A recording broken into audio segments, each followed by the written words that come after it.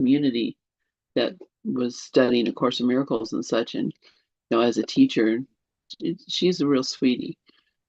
All right. So good evening, everybody, and welcome to Finding Your Inner Guide. And tonight, first off, I want to ask if anybody has anything they'd like to share before we watch this video that Sharon sent us. Anything going on in, I guess because we talk to each other all the time, nothing new happened, right? Anything happened between Mickey heard this one, Lynn. Mickey heard this one. Oh, is this the one that Yeah, this is the one, just that it's the last video you need to see. But I have other ones that one. too. Oh, I mean, I have so okay. many.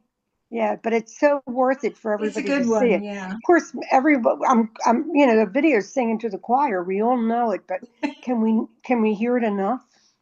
It does have some really good things to It say. really does. It Yeah. explains projections very well. And also the fact that everything, like if somebody abandoned you, well, that's the Course is telling us always, it's always us. So it shows you how it is. It just has a way of, I sent it to a couple Course people and they loved it. So it's, Okay, I think it's. You sent me as How to Train Your Mind to Attract Unlimited Blessings. Oh, no, I must have sent you that. Okay, no, that's not the one I want.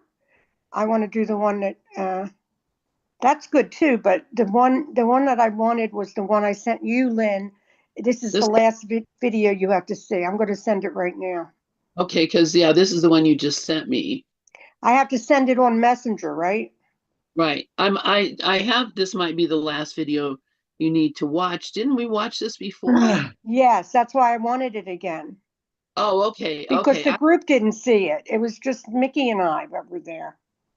Oh, and Robert. Robert was there. Okay. All right. Okay. Okay. I've got that one. You don't have to send it again because I have it already. All right. And the other one's good too. I mean, the thing is, I don't know if that one's Carl Jung. Some of them are Joel, and some of them are, I don't know, some other people. All right. Well, this is one we're going to watch right now. I thought we watched Brooklyn has her hand up. Yeah, go ahead, sweetie. Namaste, mighty companions. Rejection is God's protection. What? Say more. Rejection is God's protection. What? Say more. Rejection is God's protection. What are we rejecting? Who I'm rejecting? No. So you mentioned about being rejected. Say more. Rejection is God's protection. What are we rejecting? Who I'm rejecting? No. So you mentioned about being rejected. Say more. Sharon had mentioned about rejection. Why does that keep repeating? Because it was playing the video. Was playing at the same time. I'm like, why did you keep saying that? Why are people saying this stuff over and over? You weren't. It was when I clicked the video to share, that came up and started playing. So Brooklyn heard it. Is that what rejection? No. You said something about rejection, and I said abandonment. If, like, for instance, if you were abandoned by a parent or a spouse or whoever, where have you abandoned yourself? See, it's always just us. So anything we see outside of us that triggers us is a belief in us. So if I said, like, my ex-husband left, blah, blah, blah, well, that's exactly what I wanted. So I could then suffer and then come to truth and just, pretty much say, oh, okay, that was me. That was a belief. So that's what this video is telling you, because we can't hear it enough. It's such a habit, an insidious habit, that we are always looking outside, and it's all inside. It's not outside. And the more we look outside, the more we take this dream seriously.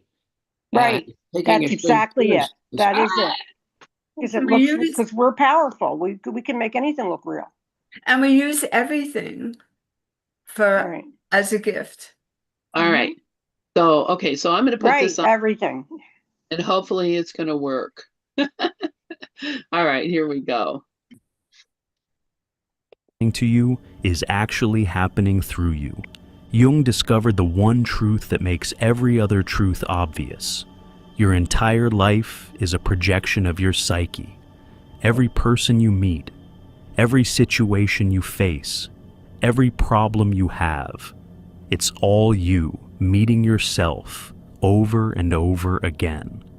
Once you really understand this, not intellectually, but in your bones, every other psychological insight becomes unnecessary, because you'll have the master key that unlocks everything. Today I'm going to show you what Jung saw that changed psychology forever. And if you really get this, if it actually lands, you might never need another video about transformation, healing, or self-improvement again. Because you'll finally understand the game you've been playing without knowing you were playing it. Here's what Jung realized that shattered everything. You've never actually experienced objective reality. Not once, not ever. Every single moment of your life has been filtered through your psyche, through your complexes, your shadow, your projections, your unconscious patterns. You've been living in a psychological simulation of your own creation, thinking it was real. That person who betrayed you, that was your psyche showing you something about trust. That opportunity you missed, your psyche revealing something about readiness. That pattern that keeps repeating, your psyche trying to make something conscious. You haven't been living life. You've been living your psychology. And until you see this, really see it, you're trapped in an endless loop, fighting shadows on the wall, thinking they're real monsters. Jung called this the projection of the unconscious, but it's bigger than that term suggests. It's the fundamental structure of human experience, and once you understand it, everything changes. Not because your life changes, but because you finally see what your life actually is. Your life is a perfect mirror of your psyche, and you've been attacking the mirror thinking it was the problem. Jung discovered that everything, literally everything you experience, is a reflection of your internal state, but not in some mystical law of attraction way, in a precise psychological way that's actually mappable. Here's how it works. Your unconscious is constantly projecting itself onto the world. Every unintegrated part of your psyche gets projected outward and appears to come at you from outside. Your shadow shows up as the people who trigger you. Your anima or animus shows up as who you're attracted to. Your complexes show up as your recurring problems. You're not experiencing life. You're experiencing your own unconscious, externalized. Think about someone who really bothers you, not someone who's actually harmful, just someone whose personality makes you irrationally angry. That's not them you're seeing. That's your own rejected aspect. You hate in them what you've disowned in yourself. Now think about someone you're obsessed with, can't stop thinking about. That's not them either. That's your own unlived potential, your inner feminine or masculine, projected onto them like they're a movie screen. Every single experience is this.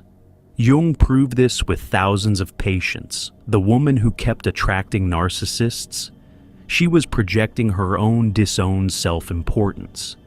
The man who kept getting betrayed, he was projecting his own capacity for betrayal that he couldn't face. The person surrounded by chaos, they were projecting their own inner disorder. But here's where it gets profound.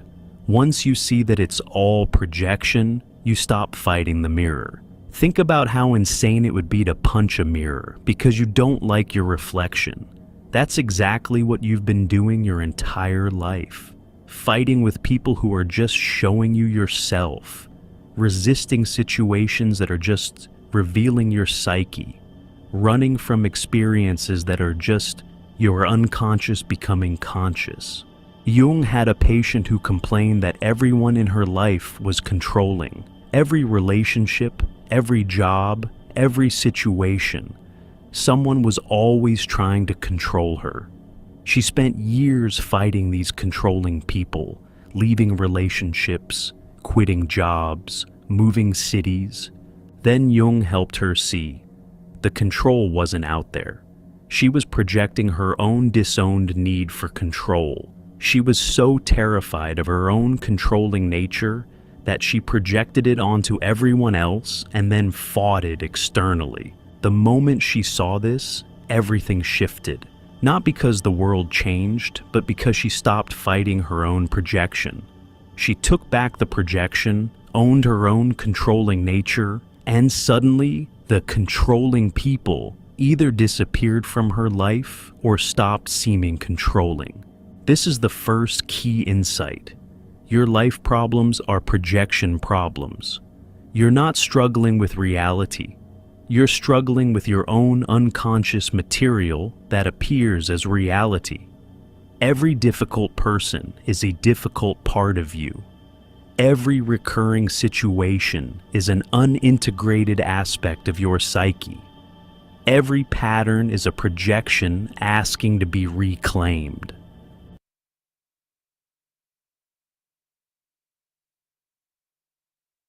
All right, I'm just going to stop this here for a minute and ask if anybody has any thoughts about what it is that we're hearing here. Let me see if I can make this be back small again. I don't know. Yeah, Karen, please go ahead. A Course in Miracles 101. The world is a witness to your state of mind, an outside picture of an inward condition. That's what I got from it. Yeah. I mean, seriously, you're exactly right. Is exactly what the Course says, and hearing it from something else that is not the Course, kind of it's surprising, but if he has, through his work with people, basically statistics about how this works because of how many patients were relieved of their psychosis through actually recognizing this in their lives, then the world as an outside picture of an inner condition becomes a reality to us. You can, if you don't believe it, look at how it's changed things. And this is just the story that Rafi was telling earlier about the irritating person and how through changing his mind about it, changed everything about the situation. So, yeah, anybody else have any thoughts about this before we go on and continue listening? Rico, you look wonderful. What the heck are you trying to show us all up? You're all dressed up. I had to speak at a meeting. It just ended. I had to carry a little hope to the hopeless. And all right. This is how we show up. Believe me, as soon as I get up there, I'm getting naked quick.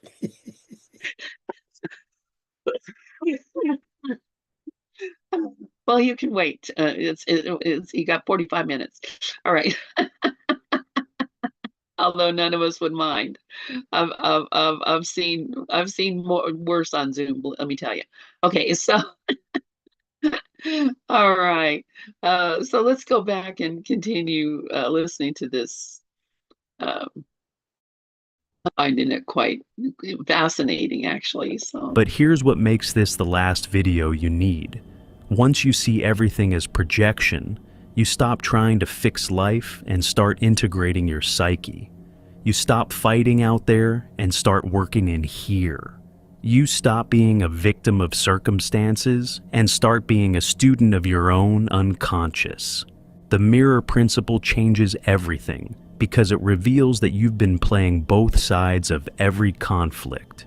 You're the projector and the screen, the dreamer and the dream, the one who sees and what's being seen. You're not living a life. You're creating a life unconsciously, moment by moment, and then forgetting you created it. Jung discovered something that sounds like science fiction, but is psychological fact. Your unconscious is constantly creating your reality through projection, and then your ego experiences that reality as if it's happening to you. It's like being a filmmaker who makes a movie, develops amnesia, watches their own movie, and thinks it's real life. Here's the mechanism. Your psyche has certain patterns, complexes, unfinished business. These create what Jung called archetypal situations, basic templates of human experience, and your unconscious keeps creating these situations in your life until you recognize them as your own creation. The abandonment complex creates abandonment situations. The authority complex creates authority conflicts. The unworthiness complex creates experiences of rejection, not once, but repeatedly, like a broken. Again, I just want to just interrupt here. This just reminds me of something that we hear Rafi always saying. Are you trying to be in control? Are you trying to, what are the three things, Rafi? I'm just thinking, as I'm looking at this, this is a reflection exactly Wanting of the, approval, wanting control, wanting to be safe and secure. Wanting yeah, approval is the biggest check you'll ever write because we think we're a person, and if we aren't approved of, we're not safe and we're going to die or we're going to get killed. And in order to do that, I got to kind of control people, how they think about me, how they act about. You want to talk about chaos? And it's yeah, so easy to get rid of them because they're just feelings. And when you get rid of those feelings, the subconscious thoughts underneath them, they go too. So that's the bonus, the added bonus to that. But everything this guy is saying, I mean, some of the time it sounds like Lester Levinson is talking. I mean, it's just so perfect. I Uh, know. One of my teachers used to say, "You want to know what your life, you want to know what's going on inside your mind? Take a look around you. That's what's going on in your mind. That's your consciousness. Everything that goes on in your life is coming out of you." Yeah, yeah, I love it. I love it. Yeah, Sharon, please go ahead. And You anybody, know, if you, when the light hits, when we just leave it alone, the light that we are, which is the love's presence, will absolutely transmute it. But we need to get out of the way. The problem is like, why is this happening to me? Is a saying, what we all say. And I would say Carl Jung was the first. I think, yeah, he was a psychiatrist or a psychologist, but he was right after Freud, and he came to give the West this stuff because the East always had this information. So again, it's not him that's coming, it's the I am that's just, evolving through all of us, and we're not really here. I'm talking to me the whole time, so there. thank you, Sharon. Yeah, and yeah, and so this the whole idea of that he's talking about here, the fear of abandonment, the need for control, the belief that you're not worthy, that you're unlovable, all of those things are beliefs that the ego mind uses to build the world that we see, and it's all a reflection of how we're experiencing that. If I don't have an experience of being unworthy, guess what? I'm going to be ecstatically happy all the time because that is my nature. Babies don't come into the world and say, I'm not worthy. They come into the world and they're like, they don't know. And so, of course, they experience themselves as being worthy of everything. And they're happy. But once they start getting an idea that there's something wrong with them, or they're missing something, or they're not as good as, that is what brings about this belief in ourself as something that is less, and that and unequal, the inequality. That's what brings about this. Then we can be abandoned because we're not worthy. So all of those things come together. Rafi, yes, please go ahead. Yeah, the flip side of why did this happen to me, which is the ego victim mentality, is like if I'm driving and there's a lot of traffic, the first thing I say to myself is, how did I cause this to happen? Wherein did I cause this to happen? And I take responsibility because it's my projection, it's my picture. And all of a sudden the traffic starts to go away and I'm driving on a road and there's nobody in front of me. I mean, if something happens financially, career-wise, health, any of the situations, the first thing I do is take responsibility for it instead of coming from that, oh, poor me, victim ego thing. Is okay, this is my projection. How did I do that? And once that happens, the whole shit, everything shifts 180 degrees. And so I'm just glad that, I had instructors that taught me that a long time ago and it stayed with me.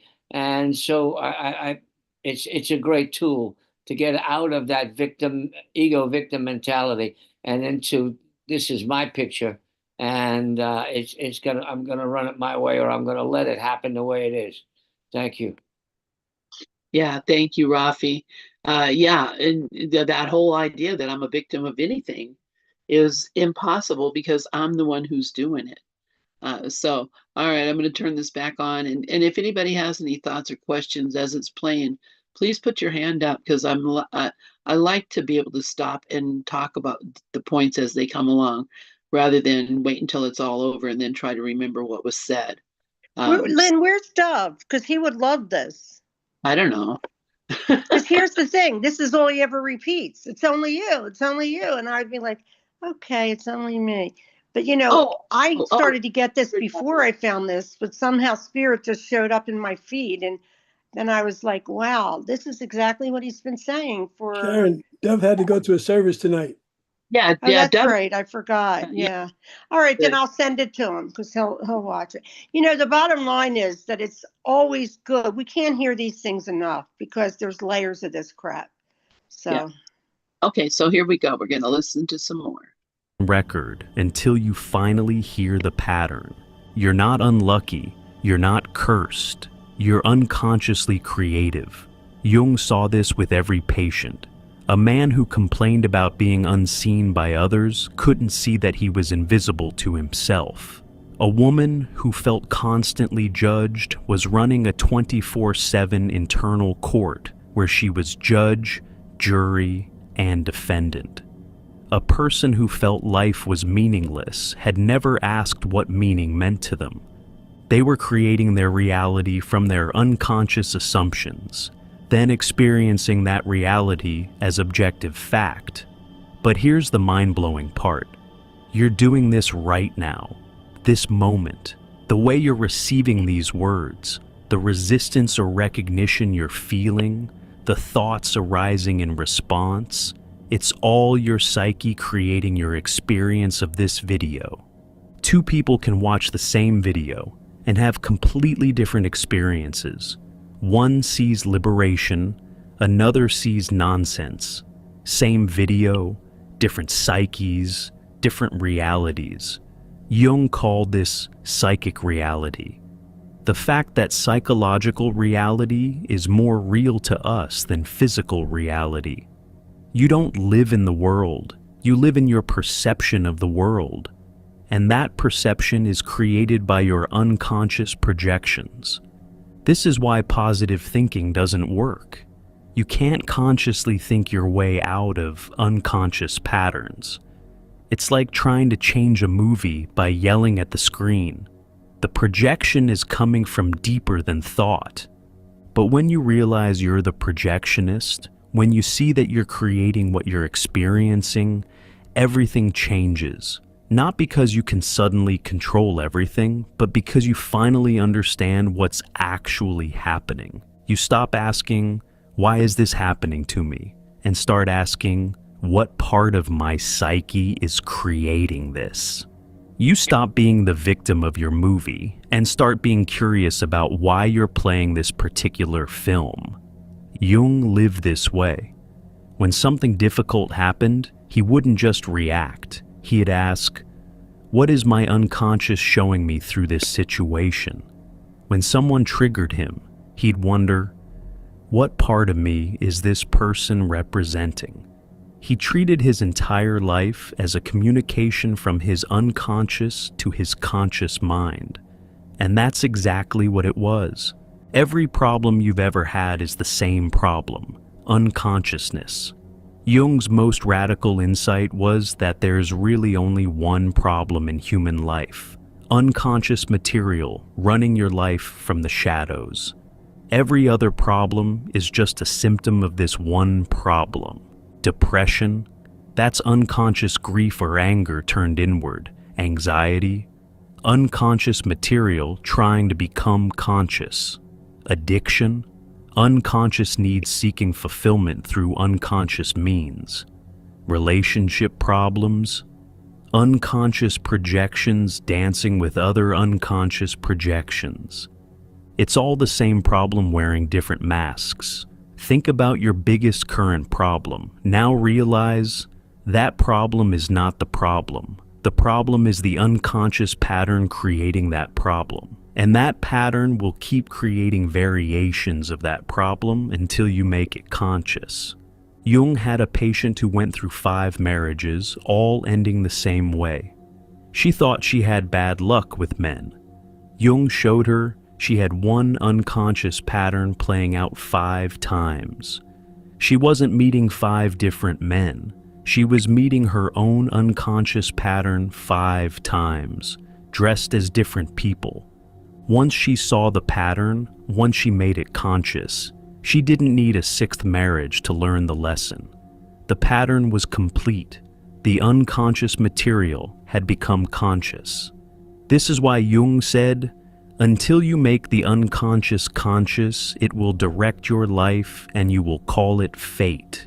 Every fate is just unconscious pattern. Every bad luck is unconscious repetition. Every "that's just how life is" unconscious acceptance of an unconscious pattern. But here's the liberating truth. Since all problems are really one problem, there's really only one solution: consciousness. Not positive consciousness, not enlightened consciousness. Just plain consciousness, seeing what is actually happening versus what appears to be happening. When you see that you're creating your abandonment experiences, the pattern loses power. When you recognize you're projecting your shadow onto others, the projection returns. When you realize you're living out an unconscious complex, the complex dissolves. Consciousness is the universal solvent. It dissolves every problem by revealing that the problem was never what you thought it was. Jung discovered this personally during his confrontation with the unconscious. He was flooded with disturbing visions, overwhelming emotions, psychological chaos. His ego wanted to fight it, fix it, make it stop. But then he realized the chaos wasn't the problem. His unconsciousness about the chaos was the problem. When he stopped fighting and started observing, when he brought consciousness to the unconscious material, the chaos transformed into insight. The visions that seemed like madness became the seeds of his psychology. The emotions that felt destructive became creative energy. The chaos that appeared meaningless revealed profound meaning. Nothing changed except his consciousness about what was happening, and that changed everything. This is the master key. Every problem is solved the same way, by seeing what you couldn't see before, by making conscious what was unconscious, by recognizing your projection as projection. You don't need different solutions for different problems. You need consciousness applied to unconsciousness. That's it. That's the entire game. Here's why this might be the last video you need. Once you understand projection, you stop seeking answers outside and start finding them inside. Every book you read, every video you watch, every teacher you follow, you're not actually learning from them. You're learning from your own projections onto them. You're finding in them what already exists in you, but needs external permission to emerge. Jung discovered this with transference, Patients would project their unconscious material onto him and then learn from him what was actually their own wisdom. He wasn't teaching them. He was serving as a screen for their projections until they could reclaim them. This video isn't teaching you anything. It's reflecting something you already know but haven't made conscious. These aren't my words or Jung's words. They're your words, projected onto us, waiting for you to recognize them as yours. Think about every breakthrough you've ever had. It didn't come from new information. It came from suddenly seeing what was always there. The answer didn't arrive. It was revealed. You didn't learn something new. You remembered something forgotten. This is because everything you need to know is already in your unconscious. Every answer, every insight, every solution, it's all there, waiting to become conscious. Jung proved this with his technique of active imagination. All right, I'm just stopping it for a minute here because I'm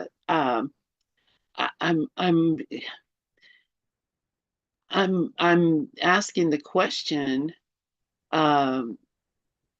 is there anything really out there? And I don't know. Yeah, Brooklyn. Yeah, please go ahead. This is the Course in Miracles. Yeah. Definitely, I love it. I absolutely love it. Yeah, I love it looks like paintings. Beautiful. I know. I think this is AI generated. It's Wow. really beautiful though. I appreciate it very much. Me too. But yeah, I mean, just the ideas that okay, what is out there, and is do we learn? Do we get answers that we need, or do we have everything? A warehouse of everything. Of course, we made the dream, we made the illusion.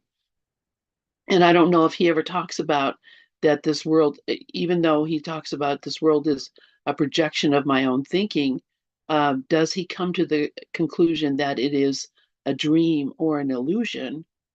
Because that, I think, makes a huge difference in the way that we look at this. If we look at it as if it is that the world itself is real and all these things have real effects, then that would lead us into one way of looking at it. But if we recognize that the world is a dream and is incapable of real effect, then we're going to see it entirely differently, and we're not going to be a part of it anymore, because we recognize that it's a part of us, a very small part of us, a part of us that is barely noticeable in reality, because reality is so large. Anyway, Sharon, yeah, go ahead. I was going to say, this is when Ken Wapnick will often say, you are, the biggest upset is to know you're not here. How are you happy? Because you know you're not here. But to get to that place, you really have to sit with the contemplation. I'm really not here. Who is the I am? It's only the I am that thought it was Sharon. And she's not here. She's a figment of my imagination. But I feel like something like this tape, you can't hear enough, because even if I do the course every day, the mind simply comes up with old habits. Now, I sent this to my son Andrew, and he didn't want to. He said, "I don't like the voice," and he turned it off. And I think if it's meant for you, you'll listen, and if it's not, but see, Andrew was always talking about Carl Jung to me, and a lot of different teachers. He was actually the beginning of me realizing that I, needed a path like this. But he didn't like the voice. And the bottom line is, for course people, this is what Brooklyn just said. It's the whole course. It's simply saying that we're looking at nothing. We are looking at thought that we made up because we wanted to come in here with lack and all of our, tendencies of abandonment and jealousy. We all have them. You can't, if you don't like something, like I don't like maybe somebody in the administration right now, I am not claiming what's in me, because a mirror is all this is. It's a mirror of our mind. So it's kind of like, I think that it's the kind of thing that just makes us want to just be done with it. It's so silly to believe that we're going to get anything in this world. And that's what the last remaining guilt is. Like, oh, what if I get this, or what if, and you don't, you get nothing unless you really call the truth and just say, look, I'm home. I don't want this anymore.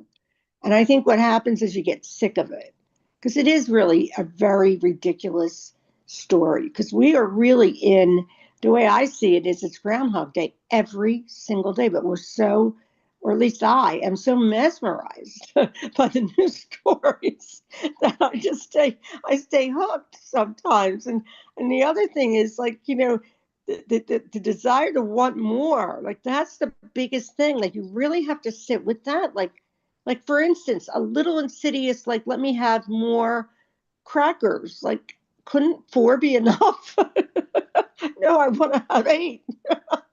So it just calls you on things, but I have to listen to it a lot because I forget. I do. I'm Well, that's what that's part of the process.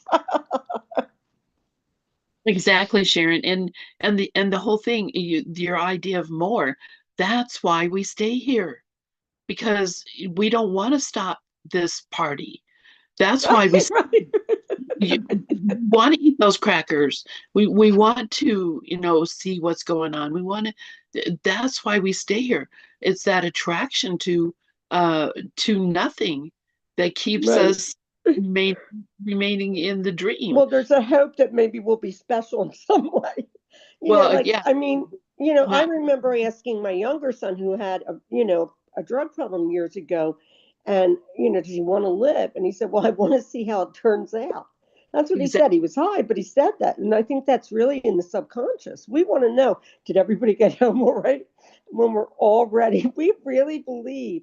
Why am I saying we? I really believe that these projections are real a lot of the day. So I just want to call myself out on that, because it's kind of silly. Like, we really have to get up in the morning and say, this is my class, and bingo, that's it. What do I need to learn? And be done with Exactly. it, Yeah. instead of waiting for that other pot of gold, which is just whatever. It doesn't work. It doesn't work. There's wait. Anyway, I see several people have their hands up. So I'm gonna Heather, yes, please go ahead.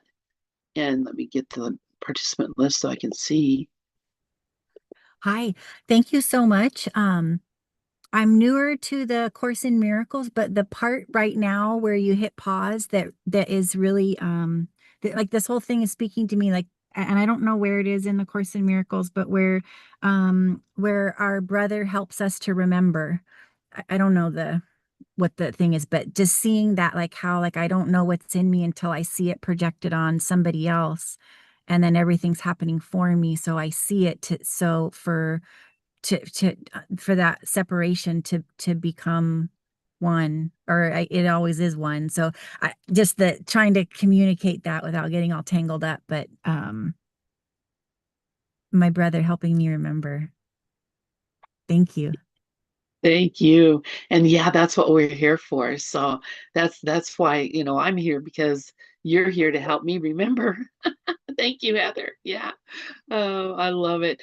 Brooklyn, yes, and then Karen, go next. Oh, you're muted, Brooklyn. Sorry about that. He, the subconscious is a veil. We have to look at the veil to penetrate it. And and what's always there, nothing real can be threatened. Yeah, it reminds me. Yeah, Yeah. beautiful. Thank Yeah. you for bringing it, Sharon. Exactly. Yeah. Yeah, really. It's the shield's oblivion. are what are keeping us from, you know, the body and the belief that the world is real. These things are keeping us lodged into it. And I love the analogy that he made about the guy making the movie and then having amnesia. That's that shield that comes up that says, this is happening to me, not from me. And then oh my God, how did this happen? I love it. Karen, yes, please go ahead. Yeah, thanks everybody. First, I just wanted to say to Sharon, you know, when your son said that about he didn't like his voice, it just to me that immediately what came up for him was resistance. There's resistance there because we really just, you know, it's resistance. It's just resistance, I think. That's just my opinion, not a fact. My perception. So what I really liked what he was talking about, I liked all of it, but the one particular part where he was talking about the I think it was the 5 marriages, and that the person was able to see it was 5 times, 5 marriages, and it finally came to the light where there were unconscious patterns that she or he or she, I forget it was a he or she, was projecting. And, you know, I could totally relate to that. And I only had one marriage, but in relationships throughout my life, the same pattern. I saw the same pattern. And it reminds me in the course where he says, trials are but lessons that you failed to learn, presented once again. So where you made a faulty choice before, you now can make a better one and thus escape all pain that what you chose before has brought to you. In every difficulty, all distress, and each perplexity, Christ calls you and gently says, my brother, choose again. So it's like Sharon said, this is the classroom where we're learning the lessons. And as Heather said, our brother is showing us ourselves. Our brother is our mirror. Our brother is our savior, able to show us, you know, what we're thinking. Our thoughts, you know, are just, our brother is just a reflection of our thoughts. So I really love that because I noticed the unconscious pattern in myself, and these trials that are lessons are, which of course specifically reminds us it's not in the form, it's in the content. It's the content. It's what with the unworthiness, or, you know, whatever that he mentioned a lot of different things. I mean, he spoke a little too fast for me. I thought it would have been nice if it was a little slower, but a lot of that unworthiness came up for me. So he touched a lot of points. I think I'd have to watch it again. Thanks. And I'll post the link in the chat so you all can have it and listen to it again, because I think you're right. That's why I'm stopping it, is because, you know, there's just too much to just watch the whole thing and then come back and try to remember what all the things were said. I don't have that You kind can of. take this and send it in an email, Lynn, too, maybe. Like, if that's, you know, or I could do that. You know, I don't even know. Like, here's the thing, because I couldn't do this on here. I have to always have it sent to me in an email. I was going to send it on message, you know, messages, but I want Heather to have it, you know, everybody on here, because I think the more that you listen to it, the more the layers, it pierces through the layers. Heather said she's a new student. I mean, you sound pretty good. This is tough stuff. This takes a while. I mean, for me, it took a long time. I wouldn't say I was holding the book all the time, but I was always in something but it's still like the veil is still has layers, so you have to really go gently, because you just can't say, oh, I'm done. I say it, and then something else comes up, but it's a reminder that it's all me. We are so safe, and we're so safe. What could happen to any of us? We're just by ourselves. We Exactly. created our character, and tonight my hair looks awful. You look great. Are you kidding? No, I have to get in the shower. Why would I worry about what I look like? There's nobody out there but me. That's right. You're the only one looking. So I did post it in the chat, the link in the chat, so you can copy that link, or just click on it and it'll take you to this video. You look beautiful. What's that? Deb, you're go. Yeah. It is. I just go to YouTube and I saw the title, so I found it already. It's super easy. And on YouTube, there is everything under the sun. You can listen to every course lesson read to you with commentary or without. It's amazing what's available. So anyway, but I'm loving it too because I've heard so much of this stuff. It's like someone mentioned Cahill Gibran not too long ago, and I found that when I was a very young teen, as well as Richard Bach, Illusions. And the path has been shown to me ever since I can remember. And yet I still was fighting it. I have to be honest and say the last couple of years have been the toughest on my psyche I've ever had. And it's just because I think the closer we get, the harder the ego Fights. rails, or whatever you want to call it. And so, long before I found the course, I've always been fascinated by psychology. So I've read Carl Jung, but I couldn't get into it. It was too, his words are hard to follow. Like I could get just little bits and pieces because only little bits and pieces matter to this psyche, right? This psychic reality that's my own. So only, and he mentioned the Master Key. So I wanted to say the Master Key is actually a book by Charles Hannell.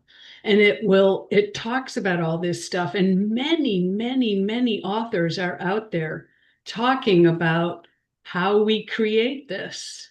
And yet the fact that I just didn't really want to believe it. I wanted, and I'm seeing now that I wanted to play the victim, like sharing with you guys a couple nights ago that, this feeling that I haven't been loved, my egoic mindset says no one loves me and I will hurt everyone who tries.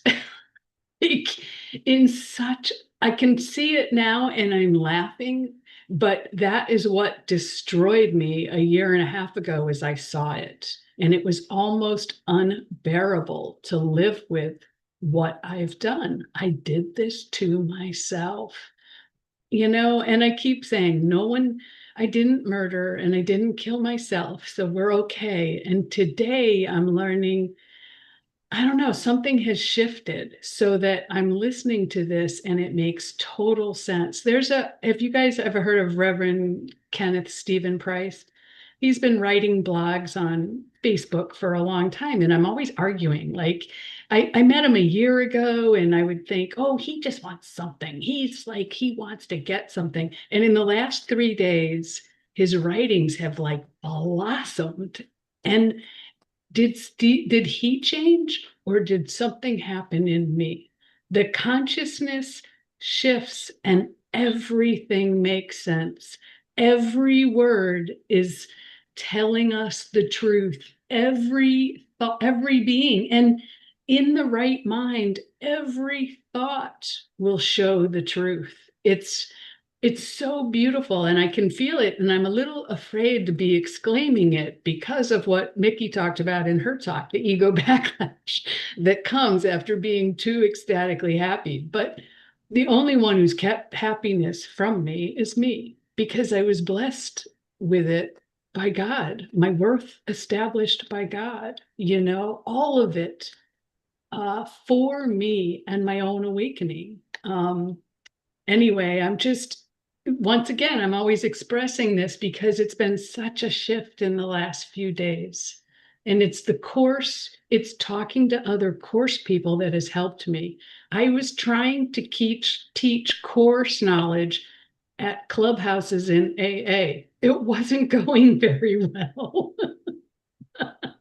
And now I can see, now I had to get sober first because if we're putting poison in, we're not going to have much more than poison to give back out. But it's been a long time since I've felt the need to hurt myself, but I couldn't stop my own emotions from hurting me. You know, I can only be hurt by my thoughts, and I couldn't figure out how to stop.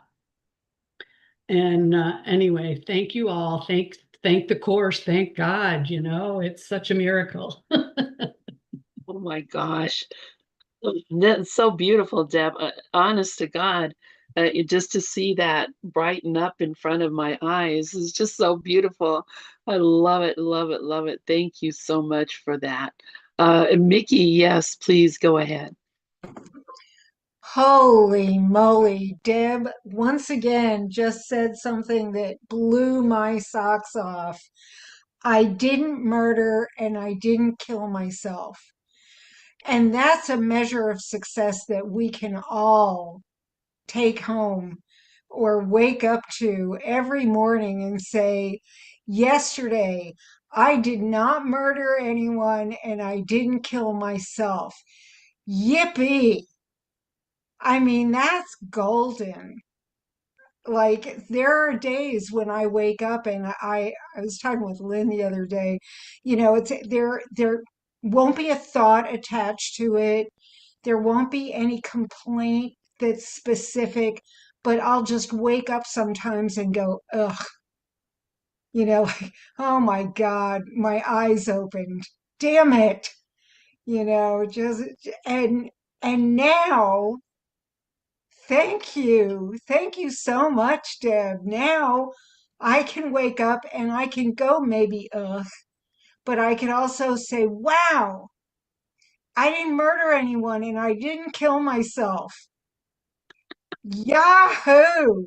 I mean, that's golden. I love it. Um, and there's also something that that I learned recently. It must have been a TikTok reel or some post on Facebook. I can't remember what. There's this Norwegian phrase as a response to how are you doing? And you know, we'll usually say if we want to be non-committal about it, we'll say not too bad, you know, or something like that.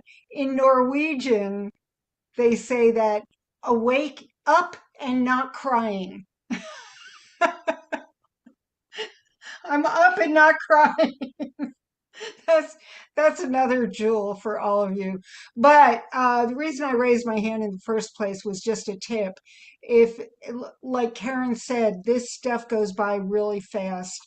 And I must have, when I first saw it, I must have watched it two or three times and I would pause it and take notes. And I have an entire page of notes on this, just on the different projections and what they mean and all the little gems. You know, it's worth having a look again with your mouse on the pause button to just take notes because there's a lot of jewels in this. Thanks.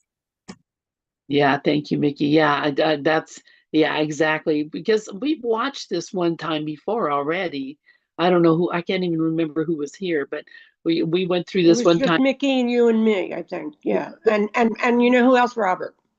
Okay, okay, because yeah, and it's so that's why I didn't think this was the one, but yeah, you're right. I mean, that's when we watched it before. I'm like, I wish we would have just stopped and looked at all these different things as they were going along, because there's a lot in that little half hour or whatever video. So I encourage you, yeah, copy the link that I posted and go and watch it again. And I mean, we can talk about this for weeks. Karen, yeah, We could please go. bring this in and play it again. Here's the thing, we learn by repetition. So you could actually play this. Now, here's a lot of them. And it's just what Deb said. There's so many things on Facebook. Like there's Joel with a that AI made up of Joel Goldsmith that is phenomenal. Like everything that we're learning is now coming to life. And that's because we, as the Son of God, are bringing it all into our consciousness now. You know, if you notice, everybody in our group is riper than we've been before. You know, I had a lot of what Deb was saying. I just wanted to be right, and I didn't even know it. I wanted to be right. I wanted to be a victim. I had such victim stories that I relished in them. I thought that they were actually like, and I too went into the 12 steps. I more because of my child having addiction, but it doesn't matter because I was nutser than him. I wasn't even taking drugs, but I was flipping out, So it's like I started to really, somehow when we shift, we don't even know that we're shifting as much, but there's a lighter feeling and there's this willingness that's organic. It's not like I'm willing from the ego. It's I'm willing. I am willing. I just want God. Yeah. And I think that Brooklyn has tears in her eyes. So I think that she's had, okay, Yeah, love. cough and sneeze and choke and something. I don't know, but This I is a was, good teaching tool. It really is. And Karen wants to share. yeah, go ahead, Karen. Thank you, Sharon. Thank you, Lynn. Thank you, Mickey. Thank you, Deb. Thank you, everyone. Deb mentioned the secret of salvation, and what I've noticed lately about that, it's strewn throughout the course, but what really came very clear to me recently is that the secret of salvation is a gentle process. It's true forgiveness. It's true forgiveness because saying I am doing this to myself is not a bad thing. Like, oh, you did this to yourself. You punished yourself. It's not that. It's recognizing what the course says, that in forgiveness, that what you thought your brother did to you has not occurred because I am doing this to myself.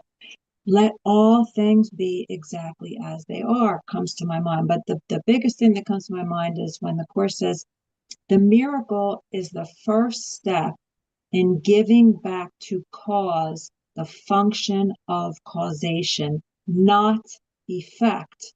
So the cause is in the mind. This is the whole thing. This is everything. And the miracle reverses that projection. So recognizing the secret of salvation is forgiveness. It's recognizing that, yes, I did this to myself. I am the cause and I can change my mind. It always gets just so, it's so like so, oh my God. I mean, I just love this course. And it's just, that's just what it is. I mean, change your mind, change your world. But the secret of salvation, I'm doing this to myself, is probably one of the best. That whole paragraph is probably one of the best paragraphs in the whole course for me. Thanks. Thank you, Karen. Yeah, yeah, and so many people will say, "Well, I didn't do it on purpose, and I'm not guilty," and it has nothing to do with that. It just has to do with this is how I choose to see the world. I chose to see the world as filled with sin and guilt and fear, and I can choose to see it completely differently. And I wasn't bad because I chose that before. There was nothing wrong with choosing that before because it was only a perception, not a fact. And so, the fact is, everything, all things are lessons, places, things are given to us by God for our remembrance, so we remember who we are. And however we do that, it's the perfect way. However we do it, it's the perfect way. There's no one that's doing it wrong. You can't get it wrong. You can only do your path, and when you come to the end of it, you you win. We all win. We're all coming to the same place. And fortunately, we got each other to go there with. So, anyway, you guys, I love you all so much. I'm going to go and hang. Linda said that we should do this once a month, and that's a good idea. Like just because we have Glorian once a month, right? And Mickey has to go. I have to go too. But we have Glorian once a month because I mean, there are other ones I'll show you, Lynn. But it's just what Deb said. It's like YouTube has blown up now, where we can actually get anything. We can get audio books on there. It's unbelievable. Yep. Yeah. Yeah. YouTube I is. mean, remember we are really the activate. We're the simulator. So we're putting things out there now. So we're going to keep getting. And if you notice now, the news doesn't come for me anyway. The news doesn't come up in my feed. It's all this stuff because this is what I'm interested in. Because the world is just a distraction, totally a distraction. Now it can help us because our brothers are our saviors, but at the same time I think it's time to just keep feeding the good food. That's what it is. It's Yeah. love.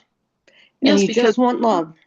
what we are doing here, and as we are miracle workers, why in the hell are we miracle workers? Because we're here to change the world. Right. And that is one thing you can say for absolute certain. If you've taken up this path, it's because you want to see the peaceful world that is the real world. And that's of all the people, religions, science, whatever politics people do, nothing is going to change the world as radically as me changing my mind about the world. Nothing is going to do that. There's no effect in the world that's going to change things as much as me changing the cause of the world I see. So yeah, Owning it. I love it. All right, you guys. See you Thursday. See you Thursday. I'm having a great day off tomorrow. Hopefully this sun will shine a little bit. And I can go and do something with my kids. So, Lenny, before you go, I got to tell my friend Deb, thank you so much for sharing. I really appreciate you. Thank you. I could What feel time is that Wednesday meeting, Rico? you in Florida. I'm in Florida, so you can tell me Pacific time. I can do the math. Okay, I was going to say East Coast time because I'm from New York, but Pacific time is 10:30 my time, which will be Okay. And that's tomorrow, isn't it? tomorrow. Yeah, and you gave me the numbers before. I just wasn't sure of the time. So It's perfect. 10:30 West Coast time. Yeah, 1:30, 12:30, 1:30. Okay, and that's I what might see you then. all right, that'd be nice. But if not, continue to exhale. It feels good. Maybe not for you, but for me, it feels great. Oh, it feels so good. Thank you so much, No, all of thank you. you. I love us so much. I love you guys. Brooklyn, I don't care what they say about you. I love you, baby. Big hugs. Bye bye, y'all. Have a good